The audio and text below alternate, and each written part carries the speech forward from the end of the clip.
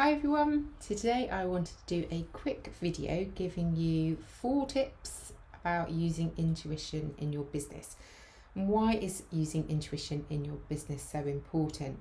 So I believe that intuition is your soul's voice and it's guiding you, nudging you and trying to show you the best path for you in your life and in your business. So often in life we get these gut instincts and these feelings, but we might ignore them, and after the event it's when we know, like, oh, I should have listened, I knew that. So when we are heart-centered business owners, it's really kind of embracing the two. We want to be listening to our soul's guidance, listening to that intuition and those nudges, and then working with our head to kind of put the strategic motion and actions in place, rather than the opposite way round, where traditional business we're generally kind of thinking it all from a very cerebral and logical way. This is okay, but very often we can find ourselves that we create a business that isn't fully aligned with us. So whilst it might look successful on paper, it may well be that it doesn't light you up, or you could be getting the results in the income and everything coming through, but you could be feeling burnt out or not really enjoying what you're doing. And I believe true success is when you have a really holistic approach. You know, it's about your version of success and what it looks like for you, and making sure that you've got a balance between your personal life, your health, your well-being, and your soul, and obviously, you know, the kind of the business side of it as well. So we need to get a real good balance about that. So listening to your intuition is really important, because that is going to be unique to you. There's a lot of noise externally, especially in the online space, saying that you need to do business in certain ways, you know, follow my advice to get these results. And whilst that's worked for that person, it might be that it doesn't work for you. And I can talk from my own personal experience there, where I followed other people's methods, and actually by pushing myself in a way that's uncomfortable for me, or it's been quite hard, or out of not necessarily comfort zones, but just wasn't aligned to me, I ended up burning myself out, and really feeling disconnected from who I am and the legacy that I want to create and the kind of business that I want to run, which is obviously going to be unique to me, which is why intuition is so good. And the more and more that I have followed my intuition, the more opportunities have arisen for me, more kind of like serendipitous moments have arrived, or people or events, or all of those kind of things. It's been absolutely beautiful. So I wanted to speak to you today about some of the things that you can do to make sure that you are using your intuition more. So number 1 is to be in tune with your intuition. You need to be in a high vibrational state. And by that I mean that you don't want to be tired, you don't want to be feeling stressed out, you don't want to be kind of pushing and hustling yourself so much that you are constantly up in your head and thinking about things and firefighting situations, that you're not actually really feeling it in your body and in the flow. When we are operating our business from that state, it's really hard to, one, hear the intuitive voice when it comes through, or notice those nudges, but feel in a kind of calm, collected, confident space to be able to kind of follow those. We also need to feel quite grounded in ourselves as well, that we trust ourselves when we get these hits, because sometimes they aren't always logical. They can be either scary, as in they're pushing us out of comfort zones, or they might not make sense. That doesn't mean that they're not the right thing to do, it's just that we can't get our heads around them on a kind of human logical sense. But the bigger picture, generally speaking from my experience, it's leading us in the direction that we ultimately want to go, but it might be that we just don't understand how that works at the moment.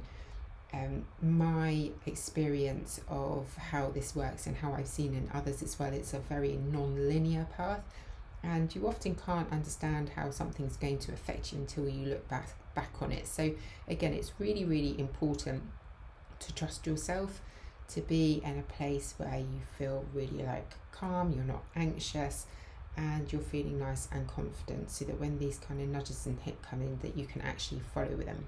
Tip 2, you want to have a look and just check if there are any areas in your life that are actually holding you back. And it might be that you want to try and incorporate a regular practice into your life, and I found this really, really useful. So it used to be that the day ran me and I didn't run my day. As soon as I woke up in the morning, I would grab my mobile phone, check my emails, check social media, and be straight into it. And so the day kind of went from that. Now I make a real effort to make sure that I don't look at my social media or emails or any kind of external noise, if you like, until a specified time of day for me. So I have very strict boundaries around that. And the reason that I do that is that it helps me really ground in, really connect to me. So again, I'm keeping myself in that high vibrational state. And then I really feel like I'm in control of the day. I can see clearly about what I want to do. And by the end of the day, I can actually feel like I've achieved those things, rather than so often I'd get to the end of that, maybe working sort of 12 or more hours in a day, 18 sometimes, and actually look back and think, I'm not really sure what I've done today. And so it really helps with that as well, making sure that you are really kind of grounded. So tip 3, you want to kind of have a look about how you can protect those boundaries as well.